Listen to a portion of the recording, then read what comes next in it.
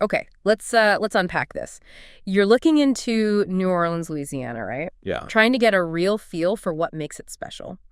You've got this list of top things to do, and, well, our job here is to dive into these and see what's truly unmissable, find those, unique cultural threads. Yeah, looking beyond just a checklist, Yeah. trying to find those aha moments. Exactly. What makes the place really come alive? And it's striking how the sources immediately paint this picture of New Orleans' unique character. How so? You get this really strong sense of it being, a musical epicenter, the birthplace of jazz, blues, Right. and this incredible mix of cultures, African-American, Native American, French, Caribbean. It's all there. Yeah, that feeling really jumps out, doesn't it? Like you're stepping onto streets that are centuries old and it's almost like another world. You can picture the parades, the musicians on Bourbon Street, but also that kind of intriguing history, maybe a bit spooky even, the old mansions, the antique hotels. Definitely. What does that initial impression tell you, do you think, about the city's core identity? Well, for me, it suggests a place where the past isn't just history. It feels alive, still part of the present somehow. I think that's spot on. The music isn't just in clubs, it's literally in the streets. Yeah. The architecture isn't just old buildings. People live in them. They have stories. And the ghost stories, too. They hint at a past that feels, I don't know, very close. Yeah, it's a very integrated kind of history, isn't it? Not separate. Right. So to sort of navigate all this, the first recommendation is a walking tour, specifically with tours by foot led by locals. Okay, that makes sense as a starting point. They seem to cover a lot: local history, architecture, Bourbon Street, and the French Quarter, but maybe from a different angle. Getting beyond the surface level. Yeah, plus haunted history, the Garden District, and importantly, where to find good local food. Why start there, do you think? Well, a walking tour, especially with a local guide, it gives you that immediate personal connection. It's not just seeing things. It's the stories behind them. Exactly. The little details, the anecdotes you wouldn't get otherwise. You get an insider's view on the history, the buildings, even the best places to eat that aren't maybe in the main guidebooks. It's like getting the cheat sheet to understanding the city's personality straight from someone who lives it. Pretty much, yeah. And then, no surprise really, live music comes up as absolutely fundamental. Can't talk about New Orleans without talking music. Birthplace of jazz and blues, home to legends like Louis Armstrong, modern stars like John Batiste, plus all the, underground musicians. Right, it mentions the French Quarter, Bourbon Street, those Victorian-era clubs. Yeah. But also places like Tipitina's uptown. Yeah, Tipitina is that decades-old staple. What does this sheer prevalence of live music in so many different places tell us about the city's cultural heartbeat? I think it shows how deeply music is just woven into everyday life there. It's not just entertainment you go find. It's just there. It's just there. It's how people express themselves, connect, tell stories in a historic club or a neighborhood joint like Tipitina's. It feels like the city's soundtrack is always playing. That's a great way to put it. The city's soundtrack. And speaking of soul, maybe the culinary soul, St. Roch Market. Ah, yes. Operating since 1875. That's quite a history. Presented as a top spot for local food, especially Cajun and Creole.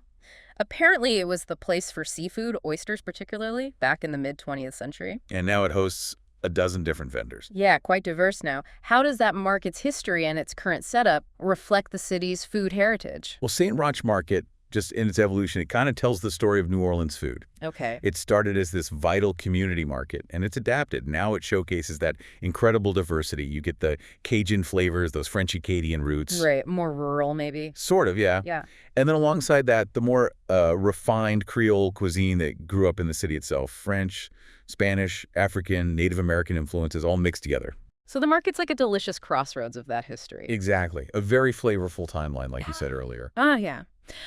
Okay, let's shift gears slightly to something a bit more, well, spooky. Ghost tours. Ah, the haunted side. Always popular in New Orleans, it seems. Yeah, haunted history tours gets a mention. They focus on old, maybe creepy buildings. The Laurie Mansion in the French Quarter, places in the Garden District. Year-round thing. And nighttime cemetery tours, too, for the really brave. Apparently. Mm. What does this, fascination with the haunted past add to the city's atmosphere? It definitely adds another layer of mystique, doesn't it? Yeah. These stories, whether they're based on fact or just legend, they become part of the city's identity. It reinforces that feeling we talked about that the past is very present, maybe just lurking around the corner. adds to the sense that every building has a hidden story. It really does weave into the narrative. And speaking of cemeteries, beyond just ghost tours, the sources suggest self-guided visits too. Focusing on the architecture this time. Yeah, the elaborate tombs, the Victorian-era styles. St. Louis Cemetery No. 1 is a must-see. Apparently Marie Laveau is there, PGT Beauregard. Famous voodoo queen and the Confederate general. Quite a mix. And St. Louis Cemeteries 2 and 3, St. Patrick's Cemetery 2. What can we learn from the architecture and the people buried there about the city's history and maybe its social structure? Well, these cemeteries, they're almost like outdoor museums of social history. The above-ground tombs, which are necessary because of the water table, Right, the cities of the dead. Exactly. They show off different architectural styles from different eras, reflecting the status and tastes of the families and the people buried there. Famous citizens, controversial figures like Laveau. They paint this really vivid picture of the city's diverse population and its key moments. You can sort of read the city's story there. A history lesson in stone. Wow. Okay, now for something completely different in scale and energy. Mardi Gras. The big one. Described as this pre-Lenten tradition that's just exploded into a massive party. Bourbon Street, French Quarter are ground zero. Live music, food, drinks, the works. And the advice is definitely book ahead. Way ahead. Yeah, sounds essential. What does Mardi Gras really signify about New Orleans' whole approach to celebration and tradition? I think Mardi Gras, fundamentally, it's this deeply rooted tradition that speaks volumes about the city's resilience, its spirit, its sense of community. It's more than just a party. Oh, yeah. It's a time when normal rules get kind of bent, and the whole city just embraces joy, spectacle, creativity with the crews and floats. The sheer scale of it underlines how culturally important it is. It's that New Orleans joie de vivre distilled. Joie de vivre, yeah, that fits. Okay, for a quieter look back, there's the 1850 House and Museum. Right, in Jackson Square, one of the Pontalba buildings. It shows Victorian-era, life furniture, clothes, personal items, art. Seems like a very direct way to connect with that period. And there's a gift shop, too, for history buffs. How does a place like this give you a tangible connection to the past compared to just reading about it? I think the 1850 house offers that personal connection. Seeing the actual objects people used, their clothes, their furniture, it makes their lives feel more real. More intimate. Exactly. It moves beyond the big historical events and lets you imagine the day-to-day life of that time. Makes the past feel much more relatable, I think. Like stepping right into someone's Victorian parlor. Okay, let's touch on a really unique spiritual aspect. The Voodoo Museum. Ah, yes. That's bound to be fascinating. It's presented as being dedicated to the history and culture of voodoo brought by enslaved Africans, developed uniquely in New Orleans.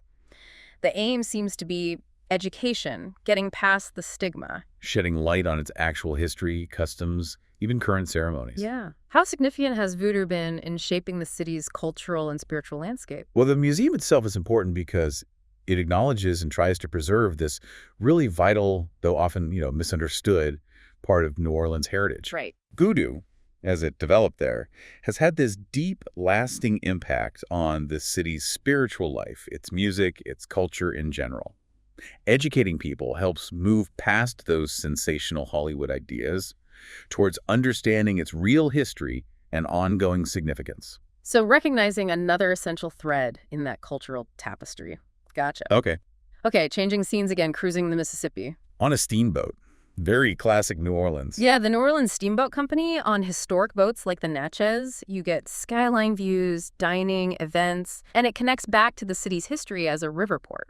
What kind of perspective does that offer, seeing the city from the water? I think seeing it from the Mississippi really hammers home its geography, its whole reason for being there, historically speaking. Right, its connection to trade, transport. Exactly. And the steamboats themselves are like living history. It lets you appreciate how the city grew along this massive river and understand that enduring relationship. It's like seeing the city from its original lifeline in a way. Yeah, well put. Now, for a completely modern viewpoint, the View Orleans Observatory. Okay, that's at the top of the Four Seasons Hotel. That's the one. 33rd and 34th floors, 360-degree views. And there's an interactive video narrated by Irma Thomas about the city's history. The Soul Queen of New Orleans. Nice touch. Isn't it? Plus, outdoor viewing. How does this modern perch complement all the historical ground-level stuff? It's a great contrast, isn't it? View Orleans gives you that big picture, that panoramic view of the city you've been walking through. Puts it all in context. Exactly. You can spot the landmarks, the neighborhoods you've learned about, and see how they fit into the modern city. And having Irma Thomas narrate, That adds that authentic local voice to the sweeping view. Bird's eye view with a soulful soundtrack. Nice. Then, for something maybe a bit more relaxed, Crescent Park. Right, that's newer, isn't it, along the river? Yeah, a 1.5-mile riverside park. Trails, performers, picnics seems like a popular summer hangout. And nearby Bacchanal wine is mentioned. For wine, tapas, local events. Sounds like a nice spot to unwind. What does a park like this signify about how the city's evolving, its leisure life?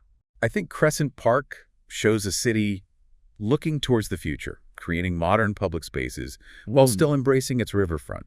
It suggests a desire for more green space, more outdoor recreation, and the fact that it's become a local hangout near places like Bacchanal, it points to that blend of enjoying the setting but also the city's social vibe. Creating new spaces for community alongside the old landmarks. Makes sense. Okay. Okay, finally, the New Orleans Museum of Art, NOMA. Big collection there, right? 40,000 pieces. Yeah, huge. Art from all over, pre-Columbian, Native American, African art, plus prints, drawings of the city, Mardi Gras artifacts, even outdoor sculptures. Recommends a full day. Wow. How does a major art museum like this fit into the picture? What does it tell us about the city's connections and artistic side? NOMA really underlines New Orleans' role as a cultural crossroads, showing art from around the globe alongside works specifically about New Orleans' heritage. Like the Mardi Gras artifact. Exactly. It highlights the city's long history of engaging with the wider world. It shows that New Orleans, while so unique, has always been connected to and influenced by global art. So summing all this up, what's the big picture here? This deep dive seems to show a city that's just steeped in its history. Absolutely. But also incredibly alive with music and shaped by this amazing cultural fusion. Yeah, from the quiet beauty of the cemeteries to the absolute energy of Mardi Gras. And the history you find in the architecture, the food. It's a really multi-layered experience, isn't it? It feels like it's less about just seeing things and more about feeling the pulse of the place. Feeling how all these different worlds met and are still creating something totally unique. Unforgettable. Definitely. So thinking about all these different facets we've touched on, it raises a question for you, the listener. What part of this New Orleans story really grabs you the most? With all these layers, what makes you curious to maybe explore further?